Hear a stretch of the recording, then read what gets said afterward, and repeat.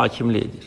Necə ola bilər ki, ən azı 1 metr qapı xəttindən keçən topu görməyəsən, yaxşı sən görmürsən, körsən, yan hakim də görmür, o da kördür. Və bu körləri necə yığıb doldurublar bura? Və nə üçün məhz Qarabağ oyunlarında bu biabırçı mənzərə ilə biz üzləşirik? Mən bunun cavabını bilirəm, siz də bilirsiniz. Azərbaycan xalqı da bilir. Ədalətsizlik, ikili standartlar bizə, ölkəmizə, təkcə sizə yox, ölkəmizə qərəzli münasibət. Bunun cavabı budur. Və əgər bir dəfə olsaydı, 2 dəfə olsaydı, deyərdik ki, ola bilər, səhv olub, hansısa hadisə təsadüf nəticəsində baş verir. Yox, bu sistem xarakterli problemdir.